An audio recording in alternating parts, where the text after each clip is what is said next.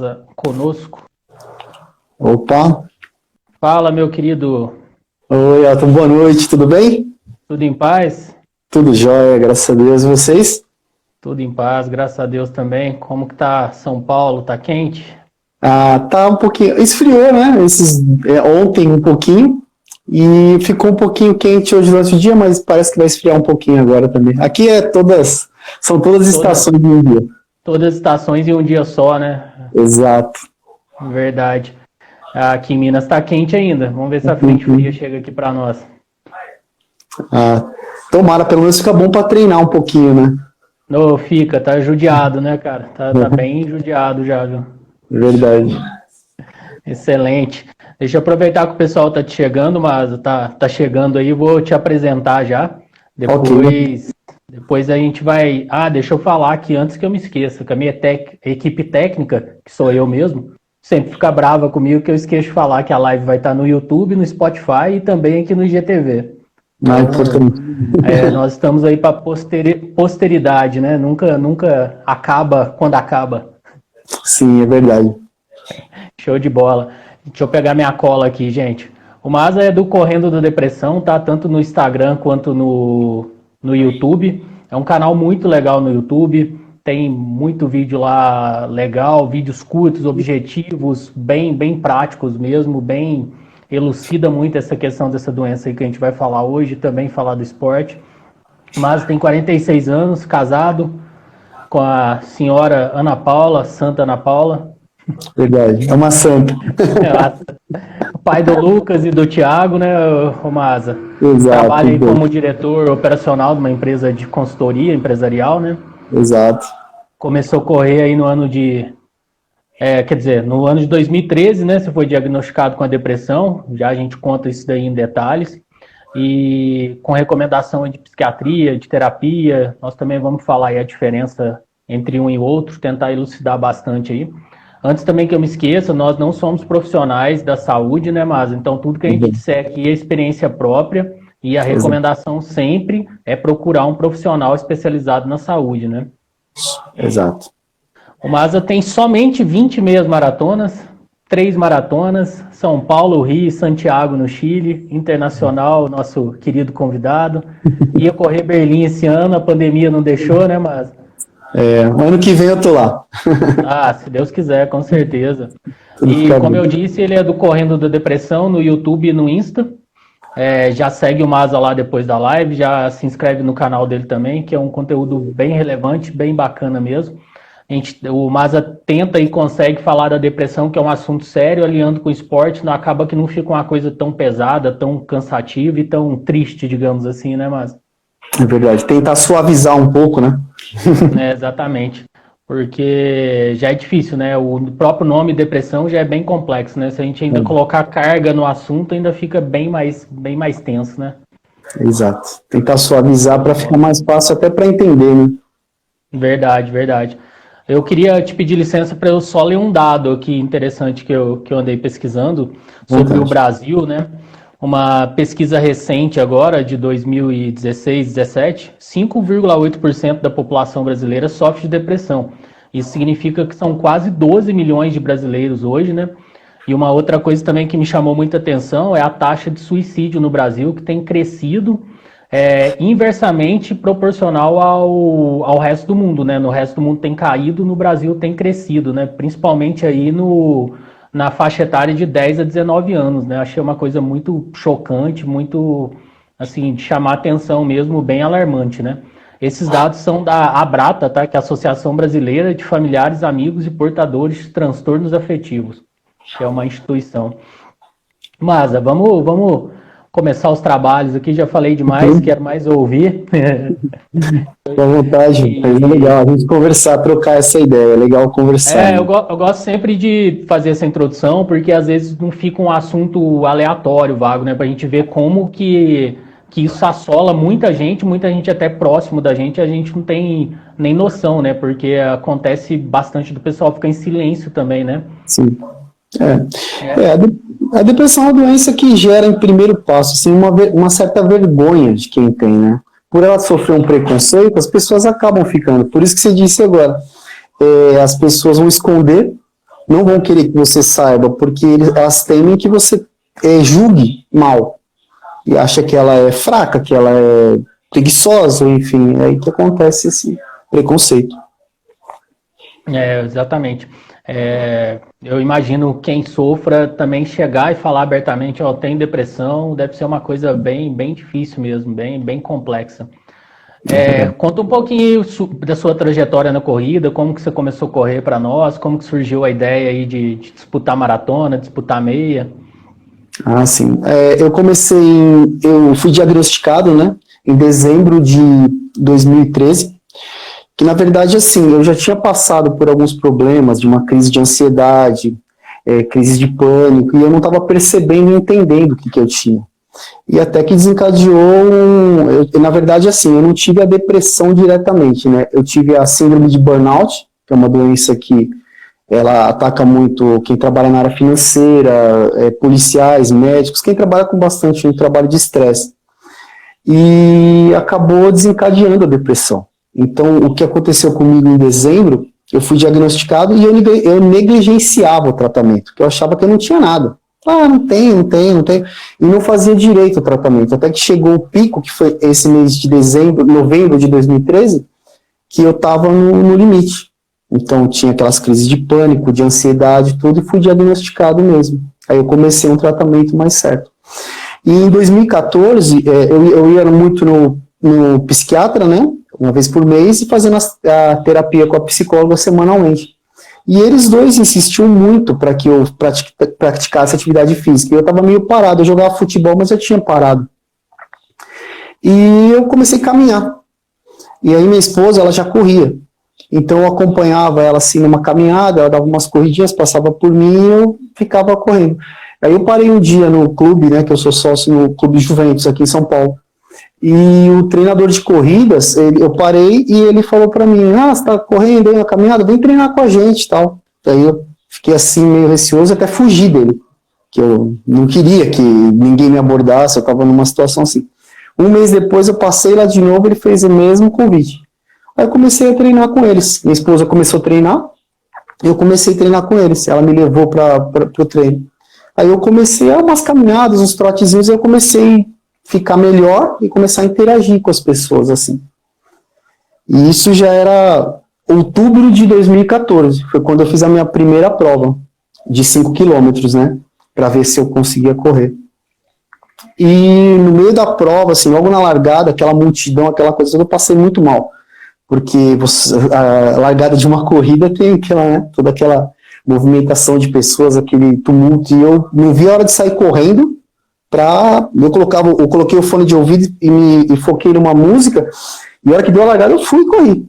Aí eu acabei deixando até minha esposa para trás um pouco na largada, assim, e terminei a prova, e no decorrer desses 5 quilômetros eu fui percebendo o que a corrida trazia.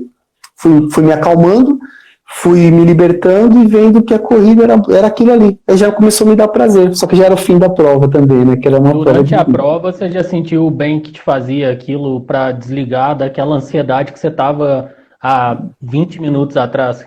Exatamente, eu comecei a experimentar o que todo mundo fala da corrida. Naquele momento ali. Eu tinha feito uns treinozinhos de trotezinho, intervalado, e fui numa provinha curta com ela. E ela me inscreveu, tanto que ela que me inscreveu nessa prova, foi a meia maratona aqui de Santo André, uma cidade vizinha aqui da Grande São Paulo, e eu corri os 5 quilômetros dessa meia maratona, que tinha 5, 10 e 21, né? E no meio dela, assim, eu comecei a sentir a endorfina ali do negócio, o clima da corrida. Quando eu cheguei na linha, assim, vi aquelas pessoas que conquistavam também sua primeira corrida, a felicidade, aí eu percebi que ali eu tinha me achado. Aí eu comecei dali, eu não parei mais. Comecei a treinar direito, comecei a focar na corrida, e isso foi tudo me ajudando. Aí eu fui do 5 para o 10, 10 para o 15, 15 para o 21, que a minha distância favorita ainda é o 21. Todo mundo gosta muito de falar maratona, mas para mim o 21, a meia, para mim é a favorita, né? E de lá para cá eu nunca mais parei. Então eu treino todos os dias, né? Assim, terça, quinta e o fim de semana, sábado e domingo, e faço fortalecimento nos dias de intervalo, mas não parei mais. Excelente, muito bacana. A gente realmente se encontra, né? No meu caso, o pós-bariátrico, eu precisava também de alguma coisa para ocupar a mente, para me tirar daquela questão de impulso alimentar, do cada um tem seu fantasma, né? Tua introdução lá no YouTube, inclusive, é um monstro correndo atrás de um corredor, né? Que eu acho excelente. E realmente a corrida me fez essa questão assim de tirar um pouco o foco da alimentação, de pensar tanto em obesidade e realmente focar para outra coisa e assim por diante. Muitas vezes o pessoal brinca, né, a questão de blogueiro, de não sei o quê. Na verdade, isso daí o pessoal mal sabe o quanto é uma muleta para nós, para manter a mente ocupada, para você atingir seu foco, né, cara? Exato. E eu faço muito isso, eu faço os vídeos e aceito desafios de flexão, de pular corda, de todos os desafios, porque eu quero mostrar para as pessoas que uma pessoa que tem depressão é uma pessoa, assim, normal. Ela pode passar por você, encontrar, e você não saber que ela tem, porque ela pode levar uma vida normal, se ela tomar cuidado com a doença. Porque é uma doença. Como eu falo, a depressão é uma doença mental, e ela é caracterizada pela tristeza e pelo impacto que ela gera na vida da pessoa perder todo o interesse por tudo. Então, eu falo, é uma doença e ela precisa ser tratada, precisa de um diagnóstico médico. Muitas pessoas confundem, né? Falam assim, a pessoa está triste, ela está num quadro depressivo, deprimido. Só que a gente precisa observar o que ela tem, para ver se não é só uma tristeza realmente, se ela realmente é deprimida e ela precisa de tratamento. Mas como você falou, você mostrou os números aí do Brasil, o Brasil é recordista mundial de tudo disso daí. De ansiedade, por exemplo, nós temos 10% da população que tem ansiedade. E ansiedade, assim... Resumidamente, aproveitando o gancho, qual que é a diferença entre ansiedade e depressão? Existe uma diferença entre as duas? Existe. A ansiedade é a própria palavra, né? Eu gosto muito de pegar o jogo de palavras, né? Eu falo, a ansiedade é uma ânsia de futuro, né? Ela joga a pessoa, a pessoa tá experimentando uma situação tão ruim no momento presente, que ela se transfere para o futuro. Então, a ansiedade por si é uma coisa boa. Ela vai fazer com que você tenha medo, que você sobreviva, que você planeje e tome certos cuidados, que você fique em estado de alerta. O que começa a atrapalhar e virar uma depressão é a ansiedade generalizada. Quando aquela preocupação que a pessoa deixa de dormir, ela só pensa no futuro e ela começa a experimentar todas aquelas situações e o cérebro, sabendo que você está experimentando aquela situação, ela trata como uma ameaça. E ele começa a se preparar. E aí a pessoa tem aquele ataque de pânico. Que é aquela coisa que o cara trava e começa a ter acha que está tendo um infarto. Eu mesmo, quando eu tive um ataque, uma crise de pânico, eu achei que eu estava infartando. E todas as crises que eu tive de estresse eram ataques de pânico, que é aquela coisa. Eu acordei uma vez no hospital, logo no início, antes de ser diagnosticado. Eu não sei como eu cheguei lá. E acordei com a camisa, gravata, sem gravata, a camisa aberta e aqueles eletrodos de eletrocardiograma. E até depois que eu procurei um psiquiatra, ele me explicou tudo sobre ansiedade e pânico, ele falou, pô, você deve ter dado um susto na equipe do hospital, porque você chega lá como se você estivesse infartando. E aí a equipe faz aquele atendimento, né, mas não era uma crise de pânico que eu tinha, que é a ansiedade generalizada, é uma ânsia. Todas as situações que a gente vem experimentando, a gente quer evitar. E a gente joga pro passado, pro futuro, na verdade. Entendi. Você já quer sair daquele momento que você tá, porque ele tá ruim, já quer viver uma coisa boa no futuro, que na verdade te atrapalha muito o presente, resumido assim. E hoje o Brasil, ele tem 10% da população sofre de ansiedade. E é o recordista mundial, não é nem da América. Então os 10% tem muita gente. E as pessoas estão assim, ainda mais agora com a pandemia, todos esses números que você falou de depressão, ansiedade e suicídio, depois da pandemia, a preocupação é essa, que vai subir. 10% de ansiedade, nós temos aí mais ou menos 215 milhões, vamos colocar assim, são 21 milhões de pessoas, né? 21 milhões de pessoas. Muita gente. É o que eu falo, você pega assim, 100 é o 10%. Pega 10 pessoas que você conhece e fala, uma tem ansiedade desse grupo. Aí você começa a entender a proporção, fala, essas 22 tem. Aí começa a ficar perigoso. Você fala, nossa, muita gente mesmo. Verdade, muita gente. É bem assustador. E a gente vê pouco, tirando agora a questão do Setembro Amarelo, que a gente vai falar mais à frente, a gente vê pouca motivação, pouca mídia perante esses assuntos, né? Exato. E é um problema que ele é uma doença silenciosa, impactante.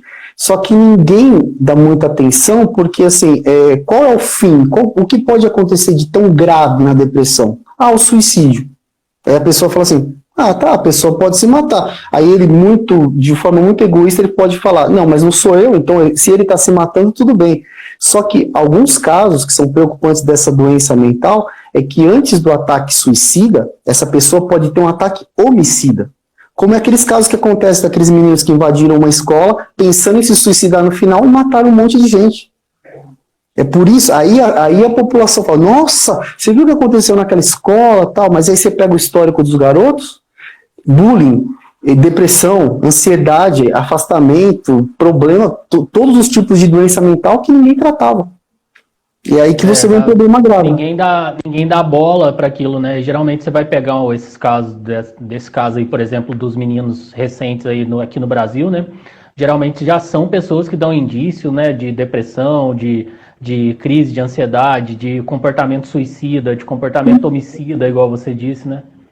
Então, esse é o grande problema, porque se o suicida, as pessoas não se preocupam muito, falam, ele vai se matar lá, mas não sou eu, né? Mas e quando ele faz aquele... E a gente não é só no Brasil, você vê que é um massacre, o cara filma ele atirando em pessoas.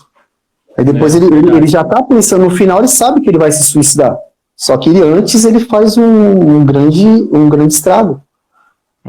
Eu tô lendo os comentários passa rápido, né? A gente tem que ficar com um olho no peixe e outro no gato, né? Digamos assim. Mas o pessoal tá relatando aí bastante a questão da ansiedade, né? Já a gente comenta aí todos os comentários, a Sandra, a Jamile, o pessoal comentando bastante a questão da ansiedade mesmo. Ô Masa, e já te perguntando, qual o sintoma, assim, existe um sintoma mais comum para depressão? Varia de cada pessoa, cada um se comporta de uma forma, tem um limiar, assim, que não querendo fazer uma autoanálise nem uma autoclínica em qualquer pessoa, né? Mas só para a gente observar mesmo, digamos assim. Assim, como eu sempre afirmo, né? A depressão, ela, assim, a característica principal é a tristeza. Só que aquela tristeza persistente.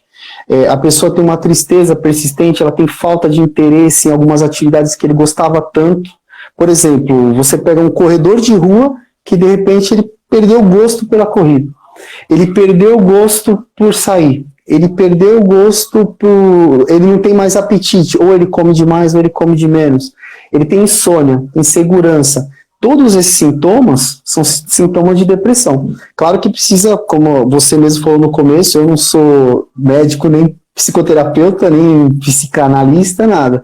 Então, mas eu falo como uma pessoa que teve. Então, essa tristeza, essa insegurança e todas essas coisas que podem se confundir, assim, por exemplo, você teve uma coisa que gerou, pode ser assim, um luto, você perdeu uma pessoa muito querida, você vai ficar muito triste por um bom momento, só que isso não pode às vezes ser confundido com a depressão. Quem vai falar se você tem uma depressão é um psiquiatra que vai te diagnosticar. Você pode estar num quadro de tristeza e absorvendo aquele luto, que algumas pessoas ficam uma semana, outras pessoas ficam anos, depois absorve e a vida continua. Então isso precisa, às vezes a pessoa pode, claro, o luto também pode levar uma pessoa à depressão. Assim como no Brasil, como é a preocupação da ansiedade, da pandemia, do desemprego, fim de relacionamento, tudo isso pode gerar realmente, são os gatilhos. Como existem alguns gatilhos para sair, existem alguns gatilhos que podem te colocar na depressão. E existe diferentes tipos de depressão? Existe níveis, existe nomenclaturas? Assim, o médico pode diagnosticar em alguns níveis, né? O que existe de diferente são as doenças que levam, por exemplo, a ansiedade, o transtorno bipolar, essas outras doenças que podem levar à depressão, né? Como eu falei, até o meu transtorno de burnout, é um nome bonito de falar, né? Mas burnout, o cara tá pegando fogo, ele tá explodindo. Então é aquele estresse que pode levar à depressão, e aí pode ser fraca ou pode ser um nível que o médico pode pedir, dependendo do caso, até o psicólogo ou o médico, ele pode pedir até internação, né? Sim.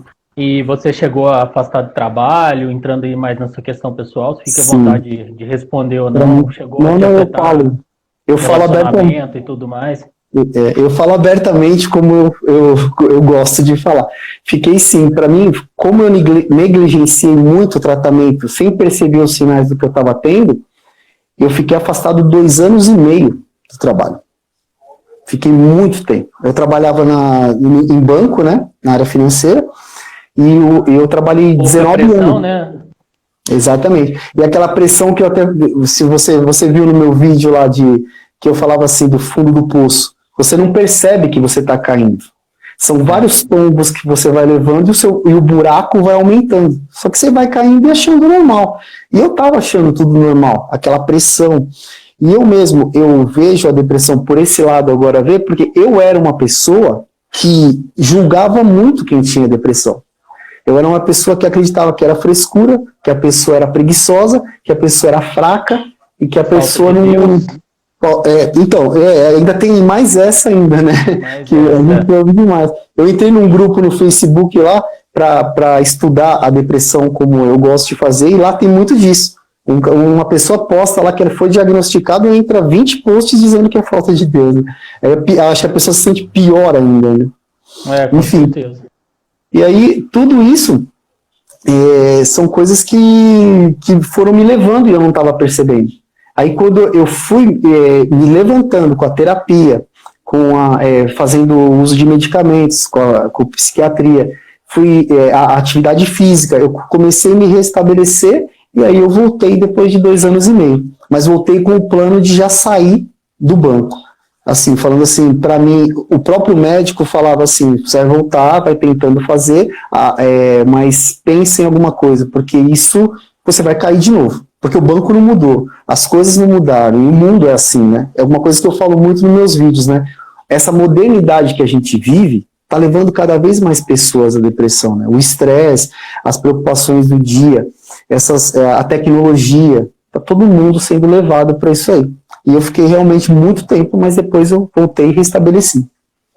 Nós nos cobramos o tempo inteiro para ser mais produtivo, né? Mais produtivo, mais produtivo. A gente, às vezes, dá uma hora ali que você está à toa, dando uma zapeada no celular, você desperta e fala, meu Deus, como eu estou perdendo tempo, não sei o que, você se cobra muito, né? Eu acho que essa questão tecnológica faz isso com a gente, né? Não te deixa desligar e não ter um momento para si, um momento para você realmente ficar à toa, não tem nada errado, né? Antigamente todo mundo vivia tão bem, produzindo 8 horas por dia, né? Hoje em dia a gente produz quase 20 e ainda acha pouco, né? É aquela necessidade. No trabalho, você tem que ser o melhor. Aí você chega, eu falo isso muito assim, tanto o homem quanto a mulher. Por exemplo, a minha esposa, ela trabalha fora, ela tem que ser uma boa funcionária, uma boa mãe, uma boa esposa, uma boa dona de casa. Eu tenho que ser um bom profissional, um bom dono de casa, um bom pai, um bom filho. A gente tem que ser bom amante, a gente tem que ser tudo. Aí, se você falha em alguma coisa, é o auto-julgamento, já vai dizer, você não consegue, você é imprestável, e aquela cobrança que as pessoas ficam. Porque o nível, até da rede social, ou você é bom ou você não é. Aqui eu vejo muita gente, assim, que nos perfis que eu passando, e falando, é aquela necessidade de ser bom. Que eu falo, trazendo um pouco para o nosso mundo da corrida, a corrida parece que o corredor só é bom se ele fez maratona. Se ele não fez maratona, ele não é bom. As pessoas esquecem, eu insisto muito nisso. Eu falo, tem um monte de gente que não fez. E eu acho que também o treino de uma maratona, ele é muito sofrido, é uma coisa meio desumana. E as pessoas estão ali, né, treinando e tentando fazer, às vezes sem até condições para falar, eu vou fazer, porque eu tenho que fazer um post do dia do maratonista, porque senão eu não sou corredor. Eu falo, antes de você ser maratonista, você tem que ser corredor. Seja corredor, corra 5, 10, 20, 50, mas não queira ali chegar numa marca para se destacar. Até nisso você tem que ser bom. Tem competição. Eu falei semana passada com a Flávia do Corro para Descansar. Assistiu, né? Legal, obrigado. A gente falando o que é longo para um, o que é longo para outro, né? Que existe a competição ali e tudo, né?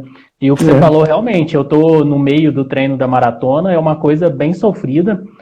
Quando eu operei a minha primeira corrida, assim, pós-operatório, que foi 5 quilômetros em 1 hora, só para você ter noção, tanto que eu corria, com 115 quilos, já tinha emagrecido um pouquinho, tinha emagrecido 20 quilos já.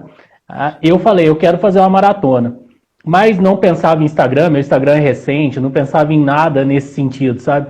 E agora, recente, com essa questão de treinar, eu achei muito legal por ver as pessoas que eu tenho conseguido, assim, sem querer ser o cara, o influencer, influenciar em coisas boas. Eu falei, por que não tentar expandir isso para mais gente, né? Tem tanta gente que faz, tem tanta gente bacana.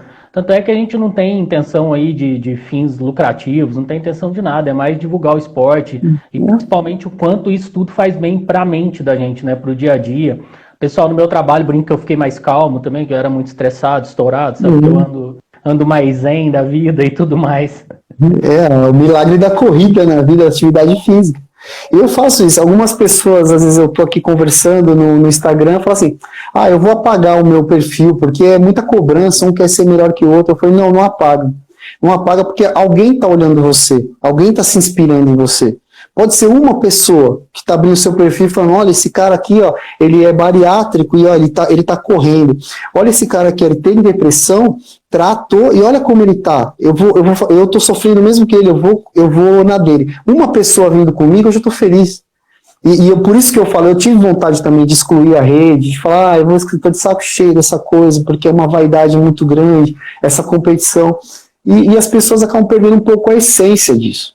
Eu falo, seja corredor, não se preocupa com os 42 quilômetros. É muito legal, eu gosto da maratona. Só que eu prefiro a meia. Eu gosto muito mais da meia. Eu corro uma maratona por ano.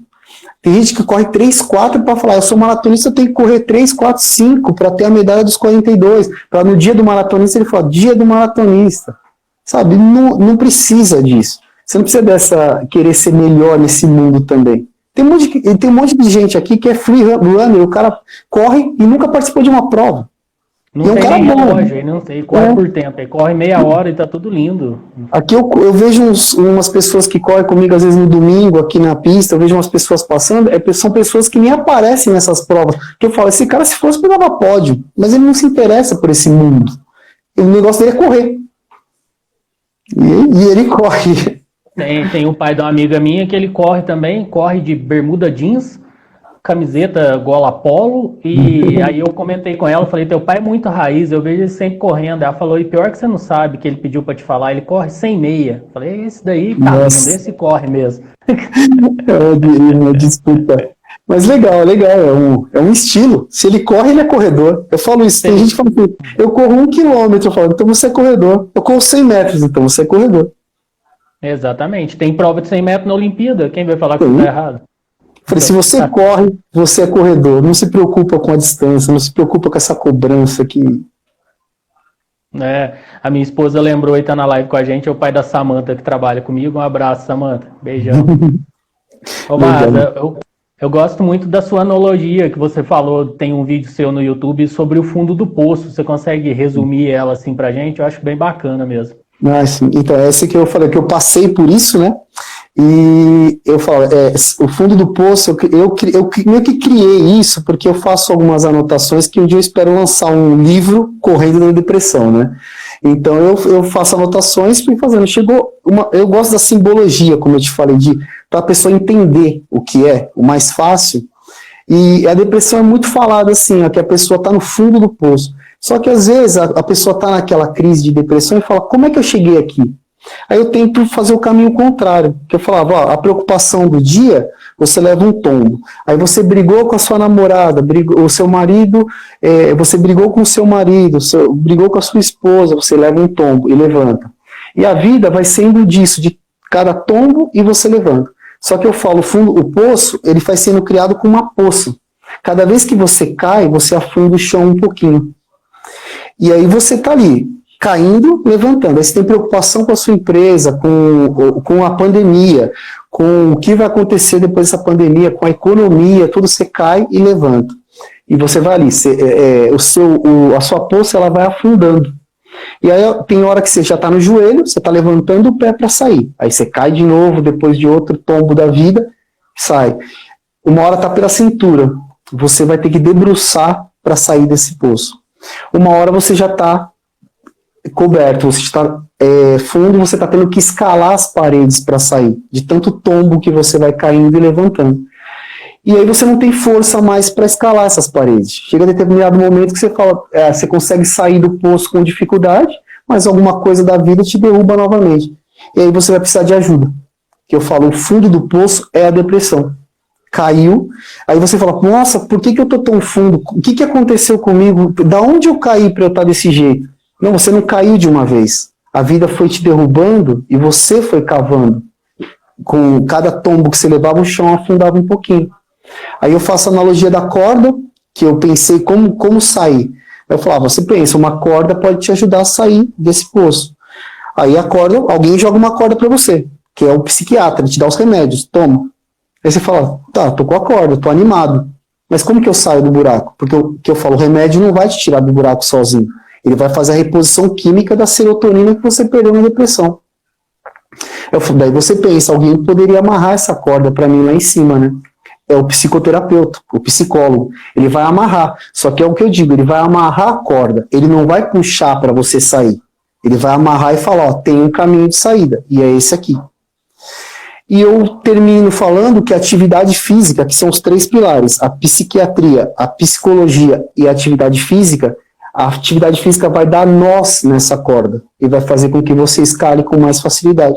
E aí você consegue sair com facilidade. E cada vez que você estando com esses 3 muito bem plantados, cada vez que a vida te derrubar, você vai segurar e você vai talvez nem cair. Você vai estar num daqueles nós e voltar para a superfície. Daí essa analogia que eu fiz do fundo do poço. Excelente, cara. Muito, muito bom. Parei aqui e estou prestando atenção, que é muito legal mesmo. É muito didático, muito, muito bacana, ilustra muito, né, pra gente, até pra pessoa mesmo se autodiagnosticar e falar, eu preciso de ajuda, que eu posso estar realmente escorregando no meu fundo do poço e não consigo segurar uma corda. Muito bom mesmo. É uma crise, às vezes, que você tem, assim, que você toma uns tombos de estresse do trabalho, as coisas que você passa de nervoso, você tá caindo e afundando, e às vezes você fala assim, aí chega um amigo do trabalho e fala, vamos tomar uma cerveja, que você precisa de uma cerveja. Aí você vai lá e você não trata o problema que você tem. Você toma uma cerveja e depois volta para aquele estresse, aquela coisa toda que você tem, você cai de novo. Aí você depois, lá na frente, você vai falar, a vida é assim mesmo, é estresse, mas vamos sair para beber que tudo vai passar. Aí, além de, que eu falo que é um perigo, às vezes o cara desenvolve o alcoolismo e ainda tem a depressão. Criando com um alcoólatra depressivo, você imagina Exatamente. a combinação, né? Exatamente, que é o que acontece geralmente. É verdade, né? Tem muitos casos, né? O cara ou se droga, ou bebe, ou fuma. Ele busca uma saída, né? Mais uma muleta, né, mental. Exato. Você falou dos 3 pilares, aí já eu quero que você defina pra gente a diferença entre psicoterapia e psiquiatra. Mas só para falar da questão do esporte, o que faz na mente, eu peguei aqui também um pedacinho de um texto, que é uma pesquisa de Harvard, eu achei interessante da gente explicitar aqui. A atividade física regular, principalmente aeróbica, ela estimula a neogênese, que é a formação de novos vasos sanguíneos no cérebro, né?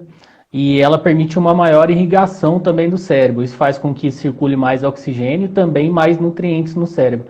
Isso permite um melhor funcionamento, obviamente, do cérebro e tomada de decisão e de memória. Com isso, o aproveitamento das psicoterapias e até mesmo dos medicamentos atinge bem mais sucesso com essa ativação da mente, digamos assim, através do esporte, né? Por que isso? Porque nós temos a endorfina, né, que promove a sensação de bem-estar, euforia, alívio das dores, né, quando a gente pratica um exercício, e também da dopamina, né, que tem o efeito analgésico e tranquilizante. Então, uma combinação realmente espetacular, igual você falou, né, de pilares. Se a dopamina, a endorfina é liberada através da atividade física e você concilia com medicamento quando necessário, com a psicanálise, com a terapia, eu acho que tem tudo para ser bom, né, para dar um sucesso aí. É bom. É o que eu disse, o seu corpo ele vai produzir esse medicamento, que na verdade você está tomando por uma ponta em um antidepressivo. O antidepressivo hoje ele é completo, ele tem tudo isso.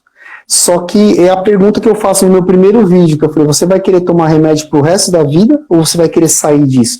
Eu falo, a atividade física vai propiciar que você faça a troca. É o desmame do medicamento, da droga, para a entrada de uma substância que seu corpo mesmo vai produzir. Então é isso, a atividade física, ela produz essas substâncias. Ela faz o seu organismo produzir a serotonina, que está presente, que você perdeu por conta da depressão, e está presente nos antidepressivos. Então, você tem que fazer na troca. Muita gente entra, que eu falei, o psiquiatra te jogou a corda.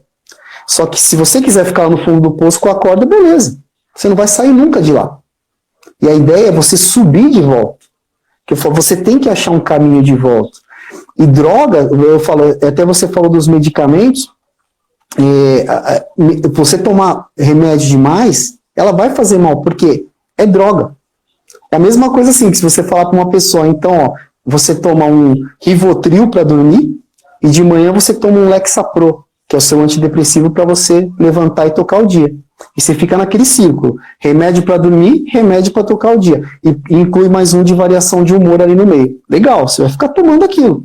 Se você não fizer alguma coisa para o seu corpo produzir aquilo, é a mesma coisa que eu falar para você. Olha, você usa heroína à noite, que ela vai te pagar, aí ela vai te apagar, e usa cocaína de manhã, que ela vai te tirar do sono. Isso não é vida. Você tem que sair dos remédios. A ideia é você... Claro, não é você que vai sair. Você vai fazer o desmame. O médico vai te dar todos os medicamentos e você vai, com o tempo, ele vai tirando até que você está livre. O que preocupa muito são as pessoas que são diagnosticadas, têm que fazer a reposição química e não fazem, ou para por conta. Isso é muito perigoso, porque tem um rebote. O cara cai de novo de uma vez. Entendi. O cara para de tomar ali, fica bravo com o remédio e regride tudo que ele tinha evoluído, digamos assim. Ele não amarrou a corda, ele não deu nós na corda, ele subiu e a hora que ele cair, ele vai cair direto, sem corda. E vai ficar lá. Esse é o grande negócio. Algumas pessoas me procuram no Instagram, né? Eu procuro atender e responder todo mundo que me manda direct. E algumas pessoas falam, uma pessoa me chamou e falou assim, olha, eu já tentei me suicidar muitas vezes, eu parei com a medicação, parei com o médico, parei com tudo, eu nem a corrida eu estou fazendo mais, e eu fico muito preocupado. Eu falo, você tem que retomar isso. Quem vai falar se você vai parar de tomar remédio é a pessoa que te deu o remédio. Nós vamos entrar nesse ponto que eu falei, o psiquiatra, que a psiquiatria é que pode recomendar remédios, que é um médico formado em medicina, com especialização em psiquiatria, que pode dar remédio. O psicoterapeuta é o psicólogo, formado em psicologia, e ele faz a terapia, ele não tem autorização para te dar remédios e nem tirar e nada. E existe o psicanalista, que ele não precisa ser formado em faculdade de psicologia, ele pode fazer um curso de psicanálise, que algumas pessoas preferem tratar com a psicanálise, né, ao invés da psicologia. Eu preferia sempre, assim, a psicoterapia, mas eu já vi muito também os casos de psicanálise, também são bons, assim, que é uma linha, né? Entendi. Uma linha mais mental, digamos, uma linha mais com medicamento, e também existe o conciliar as duas coisas. Existe. E a atividade física, que eu falei, uma terapia ótima é a atividade física. Mas deve ser bem complexo também, né? Você tá num quadro depressivo e realmente querer fazer uma atividade física, né? Eu acho que aí realmente é você agarrar firme um nó da corda e falar, eu vou fazer atividade física. Eu acho que você já tira um pezão da lama, né? Do fundo do poço, né? E foi o que aconteceu comigo. O psiquiatra e a psicóloga ficavam, você precisa fazer atividade física. Por que eles pensavam? Você vai ficar tratando comigo pro resto da vida? Terapia e remédio? Ela falou, você precisa ir saindo. E precisa. É claro, a baixa aptidão, eu falo isso nos vídeos também. Às vezes uma baixa aptidão faz com que a pessoa não encontre uma atividade. Mas hoje tem muita coisa, tem dança, tem tanta atividade assim, luta, tem bike, tem corrida, tem caminhado, tem muita coisa para a pessoa fazer. E às vezes, realmente, você vai falar para uma pessoa assim, nunca praticou esporte, fala, você tem que correr. Não estou falando isso. Você tem que ir, aos poucos, colocando na sua vida as doses de endorfina que você precisa, de serotonina e de adrenalina. Então, é uma caminhadinha, um trotezinho, bicicleta, dança, o que você quiser, uma atividade que você goste. Você gostar, né? O que você se encontrar, né? Exato. Muito bom, muito legal mesmo. Você tocou aí num assunto muito importante, eu imagino como é receber um direct uma pessoa falando para você que está pensando em suicidar. Cara, na verdade eu nem consigo imaginar. E aproveitando isso, você lançou um vídeo esse mês, né? Sobre o Setembro Amarelo. Queria que você falasse um pouquinho para a gente do vídeo. Eu achei muito interessante também sua forma de expor esse assunto. Você fez 40 segundos porque você falou que ia falar somente isso, entre aspas, porque, na verdade, a gente tem que falar muito mais. Na verdade, o vídeo é de 40 segundos para introduzir, para a gente falar isso sempre, né? Para justamente, o 40 segundos é aquilo, porque no mundo, a cada 40 segundos, uma pessoa se suicida. Então eu fiz uma voltinha ali, porque naquele dia eu falei assim, eu não vou fazer vídeo de Setembro Amarelo, não vou, porque há anos que eu falo isso, a gente não pode ter um mês para falar disso, ou em um dia. Então vamos falar, dia 10 de setembro é o dia escolhido e setembro é o mês. Não, é todo dia. Tem que ser falado, como eu falei na outra live que eu fiz com o psicanalista, com o Everton, eu falava, isso você tem que falar com a sua família na mesa, no jantar. Às vezes sua esposa, você vai falar assim, eu tive um estresse. Aí você fala mais sobre esse estresse que você teve. Porque ali está começando, são os primeiros sinais que a pessoa fala, tinha uma crise nervosa, uma dor de cabeça e achei que eu fosse desmaiar. Fala mais sobre isso, vamos falar sobre saúde mental, vamos falar sobre estresse, vamos falar sobre ansiedade, vamos falar sobre depressão. E esse assunto tem que ser falado na mesa, todo dia, com os filhos. Claro, eu falo, se os filhos tiverem a idade suficiente para entender. E eu escolhi aqueles 40 segundos para justamente uma pessoa ver que é um tempo horrível, de rápido, que uma pessoa se suicida no mundo.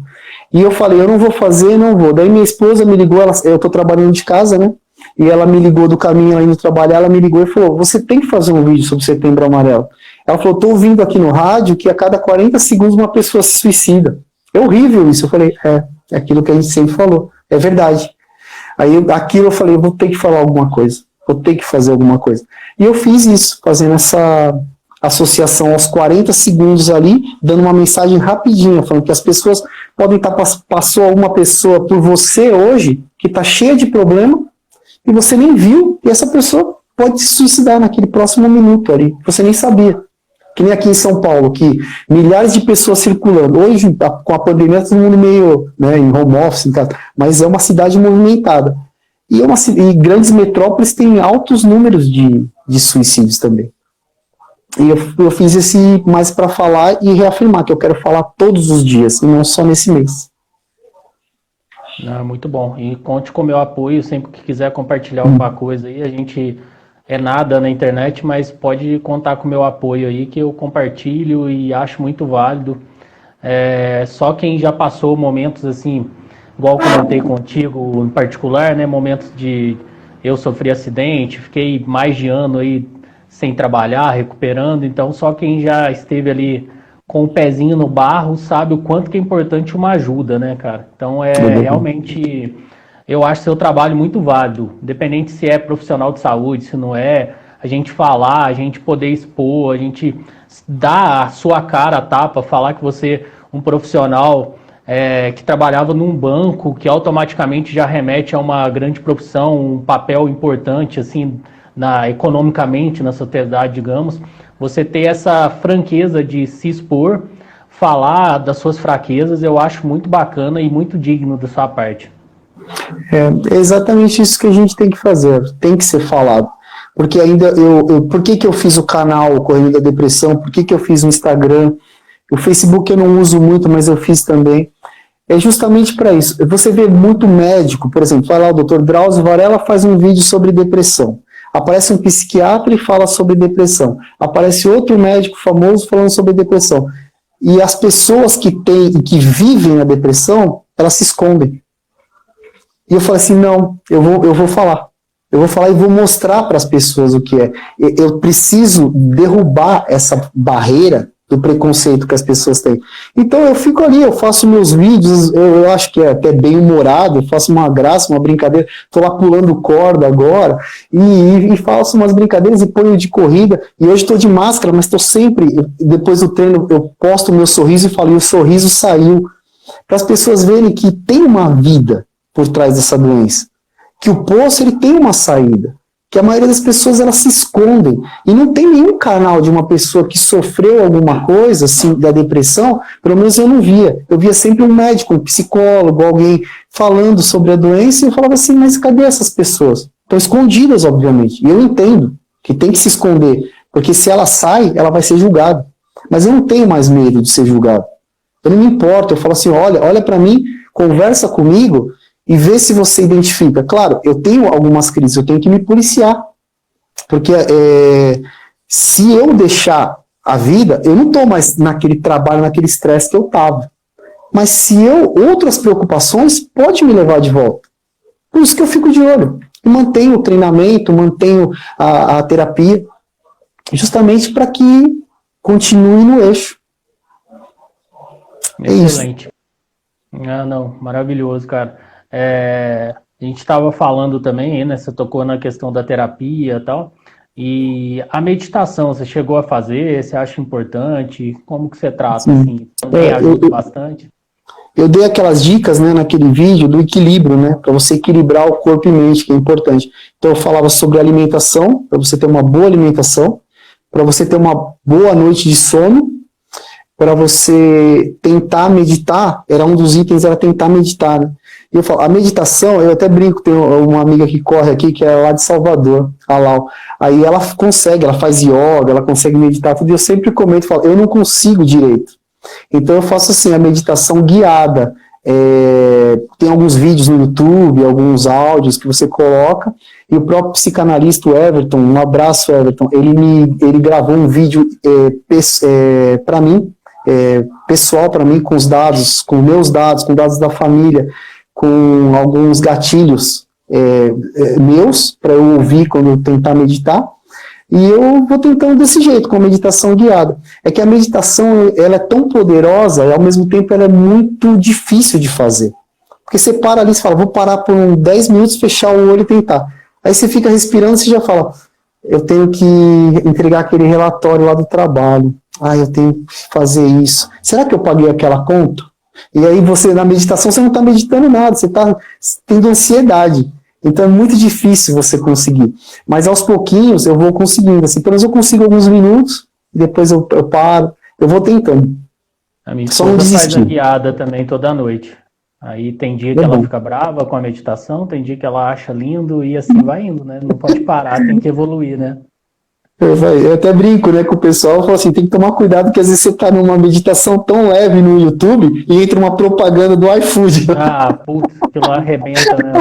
Eu falo pra ela, compra o app porque não aparece propaganda, você tá zen ali, quando vê, dá um berro, né? Exatamente, eu nem se expor, desculpa, eu falei a marca aí na sua live, mas aparece a propaganda lá, um grito do cara, você fala, caramba, não tem quem consiga meditar desse jeito. Parece o maluco da Empíricos, vou revelar a minha carteira, fala, puta, velho, sério mesmo, essa no meio da minha meditação. Pois é, verdade. É demais. Ô, Masa, o tempo passa, cara, a gente tem 10 minutos aí. Puxa. Papo bom, papo excelente, muito bom mesmo. A Jamile perguntou aí, só pra gente não deixar, que eu achei bem pertinente, assim, a gente tocou um pouquinho no assunto, mas só para resumir para ela, como que a gente identifica se a ansiedade pode virar depressão, né? A ansiedade, como eu disse, ela é uma coisa boa, que ela faz com que você fique em estado de alerta, e ela evita, meio que uma válvula para sua sobrevivência. O problema é quando vira uma ansiedade generalizada, que você está vivendo mais no futuro do que no presente, e seu cérebro está emitindo sinais para que você fique preparado, e aí você acaba tendo uma crise de pânico. Quando você tem essa crise de pânico, é que você começa a desencadear os problemas de depressão, que é ansiedade generalizada, pânico e depressão. Você tem que sempre estar verificando se você vai entrar naquele quadro de tristeza, de perda de interesse, porque a queda de serotonina, ela faz você ficar desse jeito. Muita gente fala assim, eu preciso de um gatilho. Por exemplo, a pessoa perdeu um emprego e ela está com depressão. Não, talvez ela está com uma tristeza ali até arrumar, ou ela pode desenvolver mesmo. Mas é a queda de serotonina que faz a pessoa ficar com depressão. A ansiedade, por si, é que nem aquele desenho que tem, acho que o pessoal deve ter assistido, o Divertidamente, da Disney Pixar, que tem todos os sentimentos. Você tem o medo, você tem a alegria, a tristeza.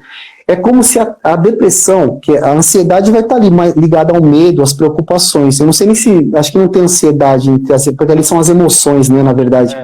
São as emoções.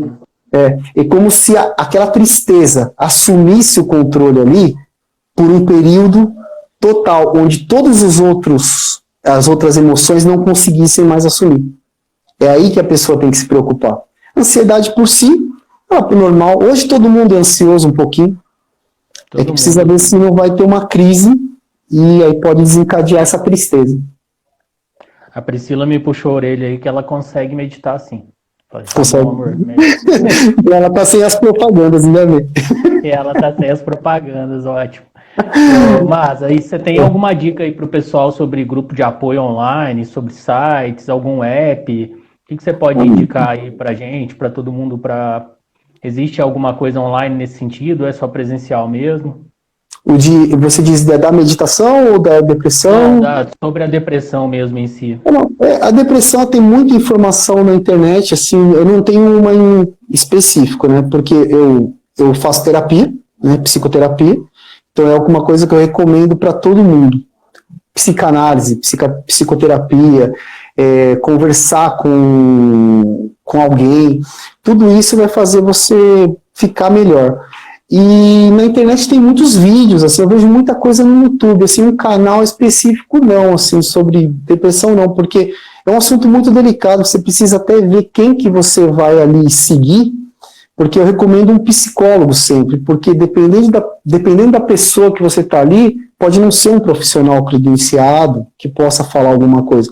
Então eu acho que tem que tratar dentro daqueles 3 pilares, um médico, um psicólogo e atividade física, não buscando assim, e um psicólogo que você goste.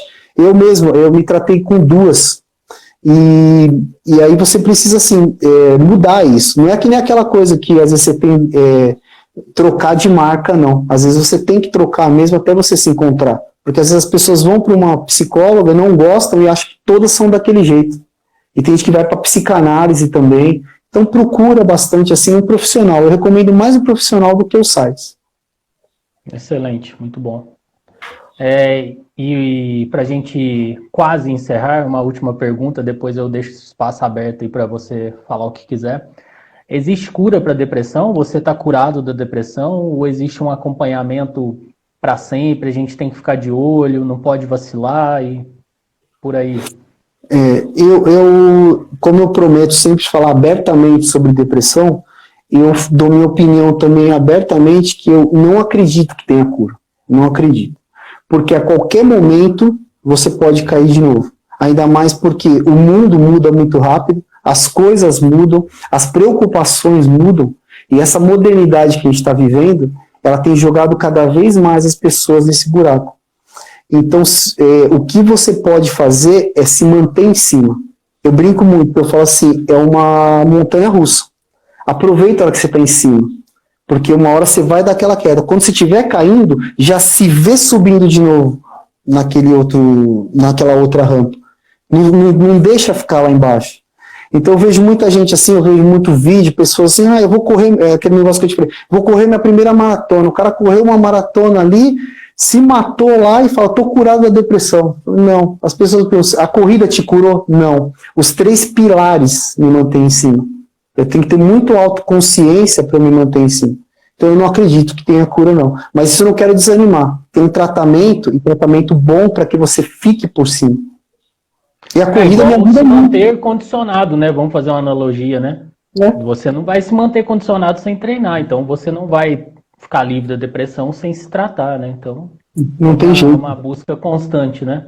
Você tem que ficar de olho, sempre olhando, sempre falando. E quando você fala abertamente assim, até o Instagram serve, essas lives servem para mim, para falar, para alertar, e também eu me sentir melhor quanto a isso. Porque eu humildemente falo, eu não estou curado, porque eu acredito que não tenha cura para isso. Porque a qualquer momento, algum gatilho pode jogar aquela pessoa. E se aquela pessoa se diz curada, ela tem que tomar mais cuidado ainda, porque ela vai ter um excesso de confiança e ela pode parar com os tratamentos que estão deixando ela em cima. Isso pode ser perigoso. Verdade. Você falou também da maratona, a gente tem que tomar cuidado também para não colocar muita carga de expectativa em cima de algo e assim que você atingir aquele algo, você ficar sem rumo na vida, né? É só uma corrida. É só uma corrida, tem muito mais além disso. Os seus treinos são muito mais do que você vai correr naquele dia da prova. Você já é um vencedor. Vai buscar medalha, a história a gente constrói nos treinos, né? Exato. Ali você vai para os 42, quando você já fez uma, não, né? Você vai fazer uma? Vou fazer a primeira. Então, você vai fazer a sua primeira, você vai ver que nos treinos você foi muito maior do que na prova. Tudo que você fez, que você levantou cedo, que você treinou, que você fez aquelas distâncias absurdas, que você levantou para ir na academia, que você fez um treino que não tinha nada a ver com corrida para você se fortalecer. Fala, o que eu estou fazendo? O cara mandou fazer isso aqui, não tem nada a ver. É para aquele dia lá. Você já fez um monte de coisas. E não deixa de correr só porque você quer chegar naquela marca. Corrida é 100 metros, 20 metros, é atividade física. Acha alguma coisa, as pessoas têm que achar alguma coisa que ela goste. Não precisa ser maratona. Não se desanima porque você não corre também. É isso que eu falo para todo mundo. Com certeza. Mas eu vou deixar aberto para você vender o seu peixe, entre aspas, para você dar um último recado. Já te agradeço, o papo foi excelente mesmo, cara. Vai ficar disponível no IGTV, no YouTube, também vou subir amanhã para o Spotify. É só procurar lá Bariátrico Maratonista em qualquer uma das redes que vai estar disponível lá. E quem tiver alguém também conhecido que sofra de depressão, que acha que está com depressão, alguém com quadro aí de tudo que a gente falou, também encaminhe para a pessoa, né? Mais como um alerta mesmo do que como uma forma de divulgação de nós aqui. Nós somos nada perante uma doença dessa. Fica à vontade aí, tá?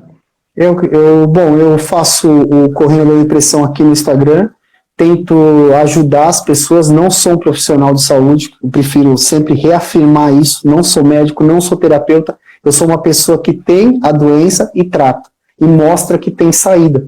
Eu sou um exemplo de que tem saída para isso. E eu faço no YouTube também, faço os vídeos ali, conforme vai dando um tempinho eu vou fazendo, eu não tenho data. Eu ia fazer semanal, mas vi que não dá tempo às vezes, e acabo fazendo quando dá. Hoje eu subi um também, depois eu vou mandar um link aí no Instagram. E é isso, eu quero agradecer você, muito obrigado assim, por abrir o espaço aqui para mim, porque as pessoas precisam de ajuda e as pessoas precisam falar.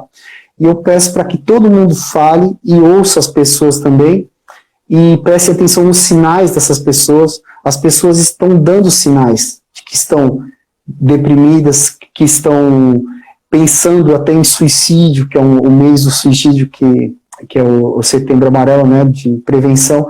As pessoas dão sinais e a gente precisa prestar atenção nesses sinais. Conversa com os filhos. Eu tenho filhos adolescentes, como você falou, de 12 e de 15, que você falou para mim.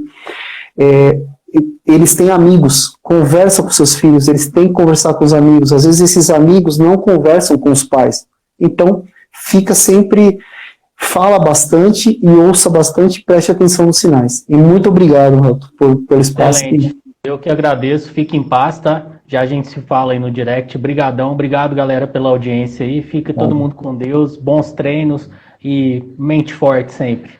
Obrigado, até mais. Abraço, valeu. Tchau.